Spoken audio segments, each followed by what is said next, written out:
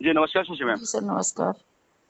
Sir, मैंने आज message छोड़ा था और मैं हम्म। बात करना चाह रही थी कि चूंकि मैंने संदीप राठौर को नकद पैसा दिया है, जिसकी रिसीविंग संदीप राठौर ने मुझे दी है।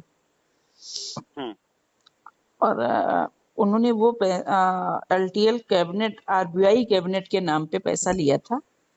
और ओके। उस पैसे को उन्होंने जो है कैबिनेट में अपने पे आउट से या चाहे जिस चीज से डाला हो, लेकिन पैसा कंपनी के खाते में नहीं डाला है।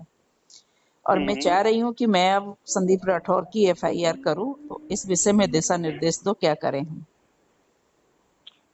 देखिए शशि मैम, ये जो अभी आपका केस है आपने बताया ना, ये पूरा भारतवर्ष में मुझे करीब तकरीबन 250 से 300 केस दिखाई दिए अभी। इसमें आप लोगों को सभी को मेरा एक ही वो है कि अगर आपके वो लोग जिन्होंने पैसा लिया है उनके पास दो तरह के जवाब, मैं थोड़ा बात डिटेल में करूंगा ताकि आपको समझ में आए, लोग आपसे संपर्क करें, आप उनको बता सकें। दो तरह के लोग होंगे। एक जो आपसे ये कह रहे होंगे उन्होंने पैसा कंपनी को दे दिया है। अगर उन्होंने पैसा कंपनी को दिया है तो उसका साक्ष्य दें। वो इस तरह दे सकते हैं कि जैसे उन्होंने कंपनी के अकाउंट में पैसा ट्रांसफर किया होगा, तो दिखाएं कि हाँ ये पैसा मैंने ट्रांसफर किया, और एक लिखित हलफनामा दे दें जिसमें लिखा हो कि ये पैसा उन्होंने आपके बिहाफ पर कंपनी को दिया था। कंपनी उसको चेक कराएगी जिस समय खुलेगा सारा मामला कि जो उन्होंने पैसा आपको लिख के दिया है उस पैसे का इस्तेमाल किसी और काम में तो नहीं किया उन्होंने। यानी आपको अभी जान बचाने के लिए कह दे वो कि हाँ ये पैसा उन्होंने कंपनी को दिया है, लेकिन हो सकता है उसी पैसे से किसी की रजिस्ट्री करा चुके हों, किसी की पीआईपी करा चुके हों, कुछ भी करा चुके हों। जी। तो एक तो ये आएगा। दूसरा मसला ये आएगा कि एसोसिएट को आपने पैसा दिया और एसोसिएट ने उस पैसे को कंपनी को ना दे करके किसी और की पीआईपी की चेक, किसी और की लाइबिलिटी की चेक सेटल कर दी हो। यानी उसने दिखा दिया हो कंपनी को कि भाई ये चेक के बदले में आप फला यानी आपका कोई मैं प्लान बुक कर दूं, ठीक है, और वो पैसा उसने उठाकर किसी और को दे दिया हो। या हो सकता है अपने रिश्तेदार नातेदार या अपने घर परिवार का कोई इन्वेस्टमेंट हो, उसको उसने वहां से क्लियर कर लिया हो और उसके बदले में उसने चेक लगा दी हो। चलिए ये भी मान्य तब होता है जब कंपनी किसी विवाद में नहीं आती है। अगर कंपनी विवाद में आ गई है तो इस प्रकार की चीजों में सबसे पहला क्लेम उसका खड़ा हो, आपका क्लेम खड़ा ही नहीं हो पाएगा।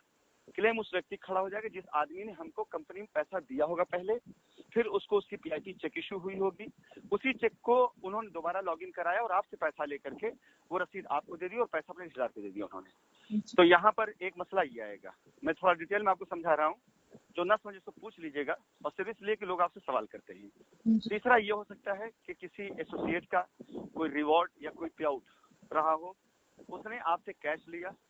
बहुत से लोग अपने बैंक अकाउंट में पे आउट ना लेकर के वो क्या करते थे कि वो आपसे पूरा पूरा पैसा ले लें, पैसा लेकर अपनी टैक्स बचाने के चक्कर में वो उतनी वैल्यू से प्लॉट बुक करा देते थे जिसको लॉयल्टी पॉइंट कहा जाता था।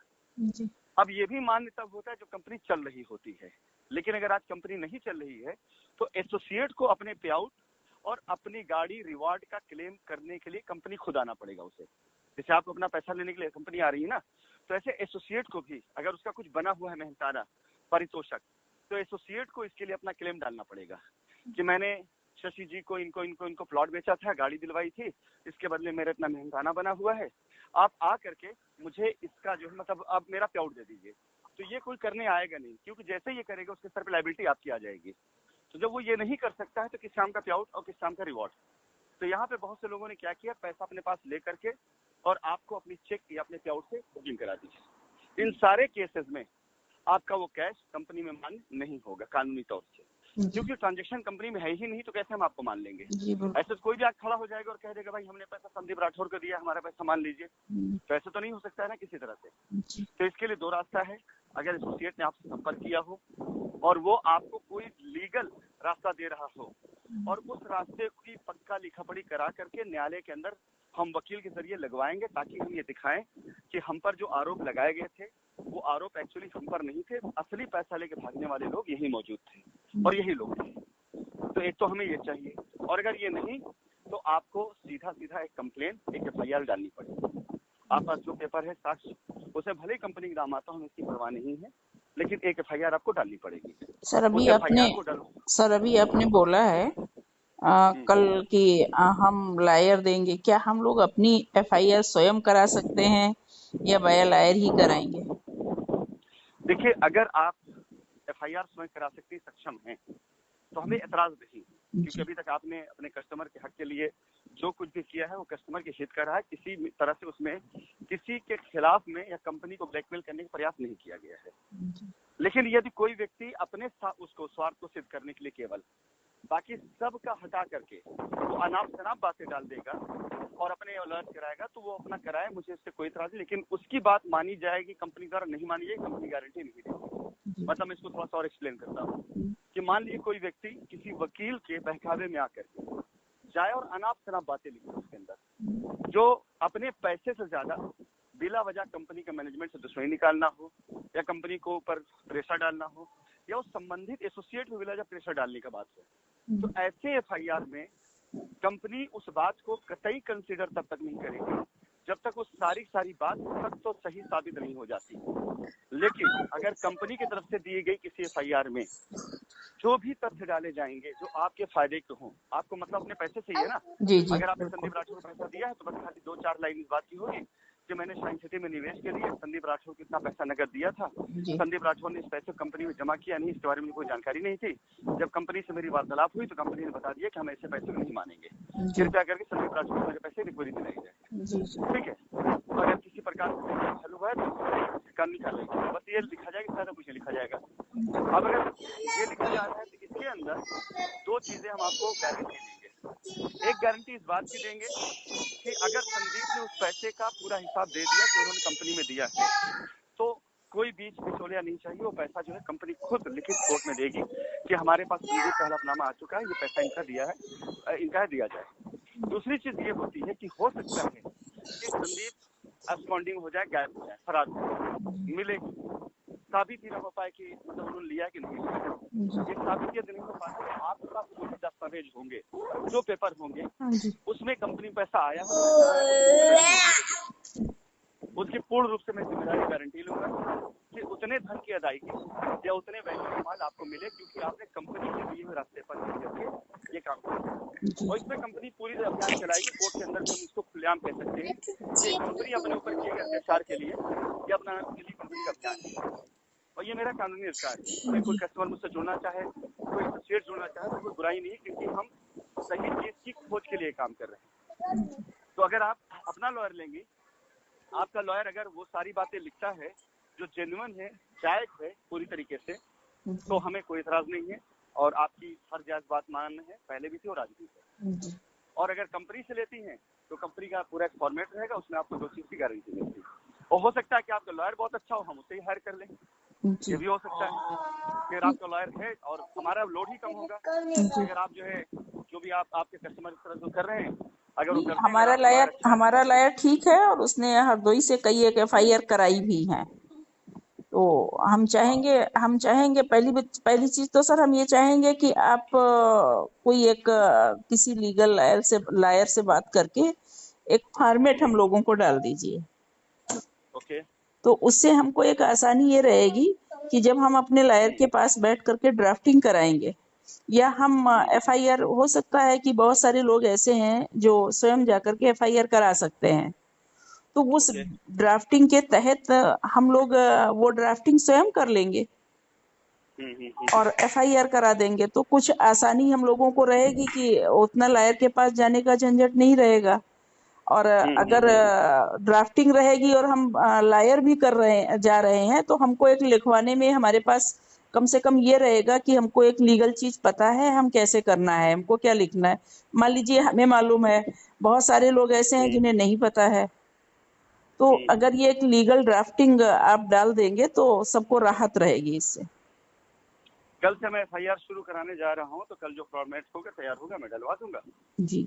आप लोग उसे देख लीजिएगा और देख करके अपने लॉयर से बात कर लीजिएगा जी। और कितने लोग हैं आपके साथ में, मतलब जिनके साथ ऐसा फ्रॉड हुआ है? हरदोई से ही 7-8 लोग तो हरदोई से ही हैं, बाकी तो बहुत सारे लोगों ने फोन किया है और मैंने सबको यही बोला है कि भाई जैसा दिशा निर्देश आ रहा है वैसा देखा जाएगा। अभी तो काम शुरू नहीं हुआ, दिशा निर्देश आने के बाद ही हम लोग जो है शुरू कराएंगे। तो कई सारे लोगों का लखनऊ से भी फोन आया है, फोन तो हर कहीं से आया, लेकिन मैं भी चुप हूँ इस मामले में। मैं आपको कानूनी तौर से 2-4 चीजें बताऊंगा जी। आप एक चीज ध्यान दीजिएगा, बल्कि जितने कस्टमर से आपकी बात उन्हें एक चीज याद दिलाइएगा कि हमसे बात करने के बारे में या कंपनी के तरफ बोलने के बारे में ज्यादा तक जो चीख चिल्ला हुआ है वो हुआ है इन लोगों की तरफ से जो कंपनी के विरोध में खड़े हैं। लेकिन कभी भी कानूनी तौर से ना तो किसी पुलिस वाले ने, ना किसी एजेंसी ने और ना कोर्ट ने कभी तंबी मनाही लगाई है कि आप में से कोई हमसे बात करे या किसी से बात करे। कानूनी तौर से आपको मैं ये बताना चाहूंगा कि कभी भी न्यायालय ये तंबी किसी व्यक्ति पर नहीं लगा सकता है कि वो किसी ऐसे व्यक्ति से अपने हित के बारे में बात करे जो उसका हित है और उसके जानकारी के लिए। पहली चीज मनाहियत किस बात की हो सकती होगी कि यदि किसी भी प्रकार से हम उसी कार्य से संबंधित कोई ऐसा कार्य, लाभ का कार्य आपको प्रलोभन देके करवा रहे हैं जिसमें आपका लाभ होता है या किसी का हानि हो रहा है तो वो मना होगा। लेकिन यदि आप अपने हक की बात कर रही हैं तो कभी मना नहीं हो सकता। सर हमने पैसा दिया है और हम अपने पैसे पाने का रास्ता अगर पूछ रहे हैं, ढूंढ रहे हैं या बात कर रहे हैं तो मेरे विचार से ये बात कतई गलत नहीं होगी। आप पूरी बात सुनिए पहले, मैं क्या कह रहा हूँ ना, ये बात आप बाद में बोलिएगा। जो मैं कहना चाह रहा हूँ मैं कानूनी तौर से याद रहा। हिंदुस्तान में एक बहुत बड़ा नाम है ललित मोदी, आपने नाम सुना होगा। ये जिन्होंने आईपीएल मैच स्टार्ट कराया था, इनके ऊपर एक बहुत बड़ा स्कैम का वो लगा और ये हिंदुस्तान छोड़कर फरार हो गए। ठीक है, इनके खोज के लिए एजेंसियां लगी हुई हैं, सब कुछ चल रहा है और इसके बाद कोर्ट में हलफनामा दिया गया कि इनके बारे में कोई जानकारी कहीं नहीं मिल रही है।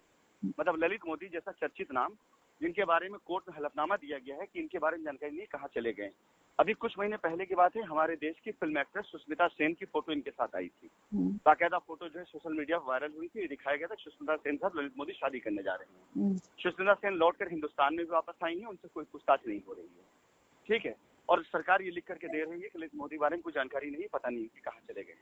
राशिद नसीम इकलौते ऐसे आदमी है पूरे भारत देश के अंदर जो अपना मोबाइल नंबर, अपना दर, अपना पता, अपना सब कुछ देते हुए बार बार ये कह रहे हैं जो ललित मोदी ने नहीं कहा है, जो नीरव मोदी ने नहीं कहा, जो मुनीम चौकसी ने नहीं कहा, जो मालिया ने नहीं कहा। और राशिद नसीम कह रहे हैं कि हाँ मैं अपने कस्टमर्स का पैसा चुकाना चाहता हूँ, मैं अपनी कंपनी के ऊपर लगे धब्बे को मिटाना चाहता हूँ। तो मैं ये चीज कानूनी रूप से कहना चाहूंगा आप सभी लोगों को कि अगर मतलब जो मैं बात अब बोल रहा हूँ अहम बात थी मेरी, अगर इस मिशन में, एफआईआर के मिशन में, आपके डूबे पैसे के मिशन में अगर कोई भी व्यक्ति मुझसे बात करना चाहता है या कोई आपसे बात कर रहा है तो अपने पैसे की रिकवरी के लिए आपका ये कानूनी अधिकार है कि आप चाहे उससे हमसे बात करें, चाहे हमसे मिलने के लिए आए, लेकिन आप अगर अपनी बात कर रहे हैं और अपने कस्टमर बात कर रहे हैं तो कहीं से गलत नहीं है। तो फिलहाल मैं इसमें ये कहना चाहूंगा, कल से ये मिशन शुरू करने में जा रहा हूँ। आप सभी कस्टमर्स को मैं निवेदन पूर्वक ये बात कहूंगा और इसको बहुत ध्यान से समझिएगा शशि मैम, आप और लोगों को समझाइएगा कि ये टाइम पीरियड जो चल रहा है कोर्ट के अंदर, जैसे चेक होती है, अगर हमने आपको चेक दी है और अगर आपने चेक को टाइम में नहीं लगाया और समय बीत गए 90 दिन, उसका चेक अगर आप लगाती है बैंक में, क्या कोई क्लेम, आपका क्लेम बनता है? फिर नहीं बनता है। नहीं बना। चेक के अंदर वैधता लिखी होती 90 दिन की वैधता, यानी जिस दिन मेरी साइन हुई है और डेट लिखा उस दिन से आप 90 दिन के अंदर चेक लगा सकती है। अगर आपने 90 दिन में चेक नहीं लगाया, आपने 95 दिन लगाया चेक, तो चेक डिसऑनर्ड होने के बाद आप कोई क्लेम हमसे नहीं कर पाएंगे। क्या इसकी वजह से आपका पैसा अमान्य हो जाना चाहिए? नहीं, आपने पैसा दिया है, लेकिन कानून कहता है कि चेक की तारीख से 90 दिन के अंदर अगर आप कर लेते हैं तो ठीक है, नहीं तो उसके प्रोसेस दूसरे होंगे, फिर वो उस दायरे में नहीं आएगा। फिर आप साबित करते रहिए कि आपसे क्यों देरी हुई। साथ ही साथ अगर आपने चेक बाउंस करा दी तो चेक बाउंस कराने के अंदर भी एफआईआर कराने की एक मियाद होती है कि विद इन 90 डेज आप जाके एफआईआर करा दें। लेकिन अगर 1 साल बाद आप जाए एफआईआर कराने तो एफआईआर मान नहीं होती है। लेकिन इसका मतलब नहीं कि पैसा आपने नहीं दिया है। तो ऐसे ही ये जो समय चल रहा है, फैसला आने के बीच में अगर जितने लोगों ने पैसा किसी और को दिया है, अगर वो कंप्लेंट डाल देते हैं, एफआईआर डाल देते हैं, तो एज पर हाईकोर्ट गाइडलाइन जो पीछे भी हाईकोर्ट ने दिया है, पूरे भारतवर्ष में कहीं पर भी शाइन के ऊपर, शाइन के हिसाब से, शाइन के लिए, शाइन से संबंधित कोई भी केस होगा तो वो आकर यहाँ क्लब हो जाएगा। यानी वो कस्टमर की जीत होगी, जिसमें कस्टमर एफआईआर में अगर ये डालता है या कंप्लेन में डालता है कि पैसा उसने फला को दिया, लेकिन उन्होंने कंपनी में ना जमा करके जो भी किया, कंपनी नाम डाले, यहाँ क्लब हो जाएगी। तो इससे क्या होगा, उनका क्लेम खड़ा हो जाएगा। तो जैसे ही जिनका पैसा अकाउंट में आया है, कोर्ट जैसे ही उनको रास्ता देगी, साथ ही साथ जांच एजेंसियों को कोर्ट ये डायरेक्शन दे सकती है या हम अपील करवा सकते हैं वकील से कि इन बेचारे कस्टमरों का भला कैसे होगा, कोर्ट इस पर भी ध्यान दे। तो इससे क्या होगा, इमीडिएट कोर्ट का फोकस उन सभी एफआईआर पर हो जाएगा, उन सभी कस्टमर, क्योंकि आहिर तो उनके साथ भी हुआ है ना, पैसा कहीं नहीं तो गया है, तो जहाँ गया पैसा निकलना चाहिए। लेकिन अगर ये समय सीमा बीत गई, अगर ये जजमेंट आ गया और जजमेंट आने के बाद मेडिएशन बैठा दिया गया, भले ही कोई भी जेल में रहे, कोई भी बाहर आ जाए, लेकिन इस फैसले के आने के बाद अगर कोई आता है, कस्टमर डालता है, तो वो मान्य फिर इस केस में नहीं होगा, वो व्यक्तिगत मामला हो जाएगा। और जिस दिन व्यक्तिगत मामला हो जाएगा उस दिन फिर वो सजा नहीं रह जाएगी जो सजा कंपनी के मामले में होती है। यानी अगर अभी आप 420, 120, 409 और बाकी सब धारा इससे लोग डर रहे हैं, फिर क्या होगा, ये आपसी समझौते लेन देन की बात हो जाएगी। फिर अगर भाई जो आपने उस समय बीतने के बाद आपने डाला कि संदीप राठौर ने या किसी ने भी XYZ ने आकर आपसे पैसा लिया और नहीं दे रहे हैं, तो आपका आपसी लेन देन का विवाद हो जाएगा, कंपनी संबंध से हट जाएगा वो, फिर कंपनी की जिम्मेदारी कतई नहीं रह जाएगी। ये सबसे बारीक और अहम पॉइंट जो मैं समझाना चाहता हूँ, जिसमें मैं चाहता हूँ कि जिन्हें FIR करनी है वो इस समय सीमा के अंदर कहीं पे भी हो अपनी FIR कर दें। उससे फायदा ये मिल जाएगा कि आपका क्लेम अगर कंपनी पर नहीं खड़ा है तो क्लेम जहां खड़ा होगा वहां कोर्ट खड़ा कर देगी।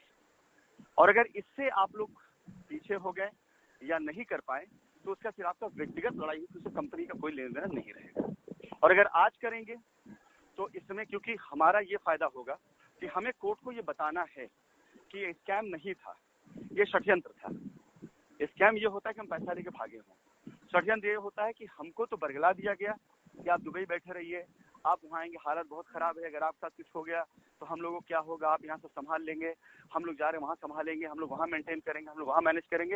ये षड्यंत्र किया गया मेरे साथ में। जितने प्रेसिडेंट दुबई आए हैं, आज मैं आपको एक और नई बात बता दे रहा हूँ, जितने प्रेसिडेंट दुबई आए हैं सबके फोटोग्राफ मेरे साथ में है, सबको मैं खींचूंगा कोर्ट के अंदर। कोई ऐसा नहीं है जो खाली हाथ गया हो, आज चाहे वो हमारी तरफ खड़ा हो चाहे कहीं खड़ा हो, इनमें से कोई ऐसा नहीं है जो खाली हाथ गया हो, मैं सबको खींचूंगा कोर्ट के अंदर।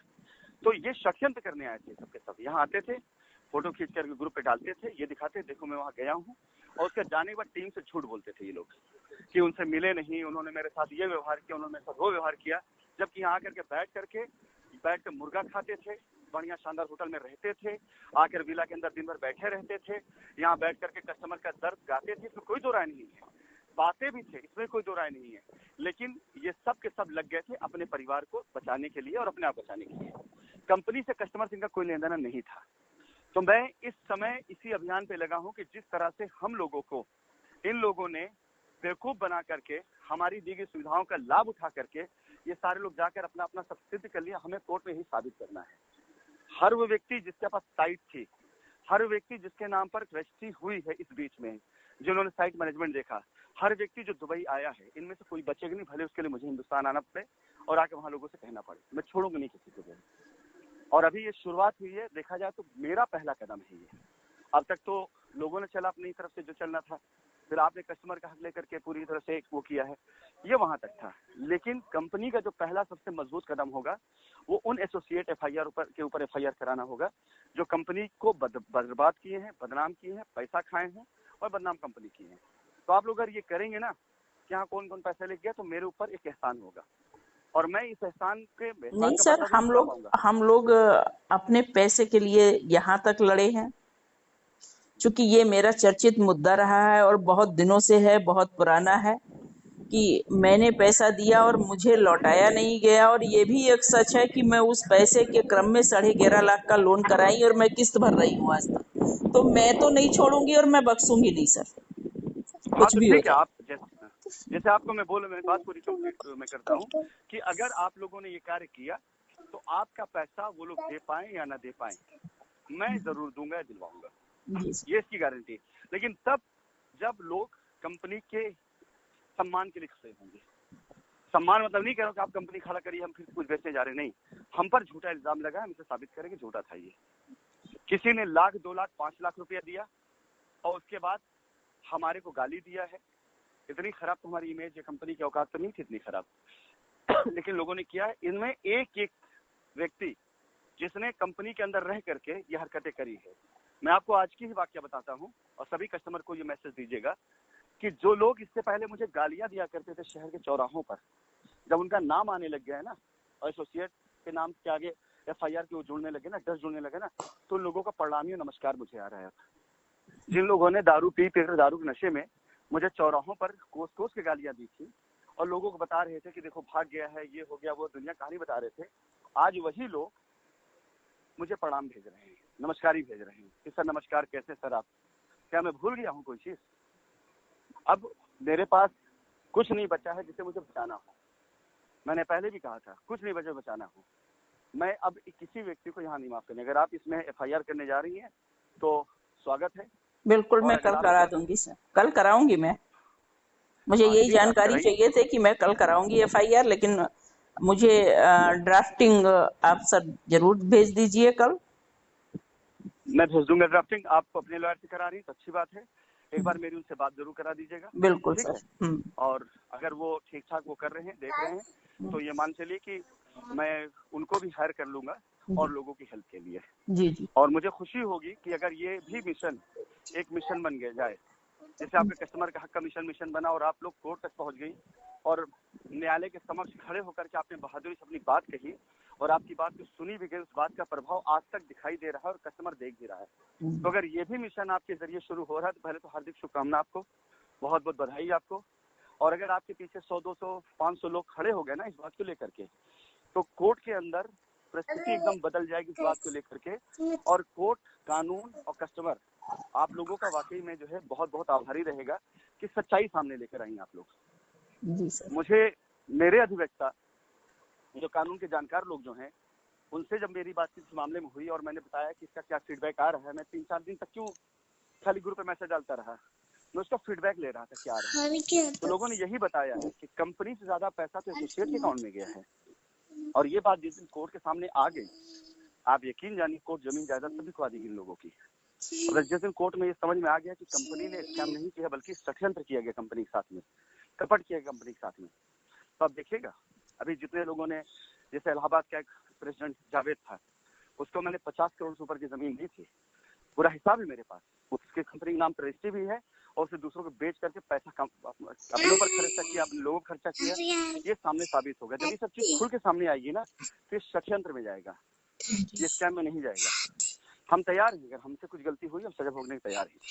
हमारा भाई कंपनी के डायरेक्टर अंदर बैठे हुए 1 साल से ऊपर समय से सजा उन्होंने भोगा है, हम भी तैयार सजा भोगने के लिए, हमें एतराज नहीं इस बात से, लेकिन छोड़ेंगे किसी को नहीं। जितने लोग इसमें किए हैं, चलिए आप आगे बढ़िए, ऊपर वाला आपकी मुहिम के पीछे न जाने कितनों को लगा देगा। जी सर। अच्छा, एक बात मैं और कहना चाहूंगा, मैं इस वार्तालाप को पूरी तरीके से मैं ग्रुप पे डालूंगा, इसलिए कि बहुत से लोगों का सवाल मेरे पास आ रहा था और बहुत से लोग, तो आप विश्वास करें, मुझे जो शशि बाला समझ करके मुझे मैसेज डालते हैं कि शशि मैम मुझे सवाल जवाब दे दी, मुझे सवाल जवाब दे दी, इस तरह से लोग मैसेज मुझे भी करते हैं। तो मैं इस पूरी वार्तालाप उस पर डालूंगा ग्रुप पर, ठीक है? जी ठीक है। और इसमें जो भी हो सकता है आपके पास लोगों के रिएक्शन वगैरह आए तो आपसे पूछेंगे। ठीक है सर, मैं जो भी रिएक्शन आएंगे मैं बात कर लूंगी। हाँ ठीक है। ठीक।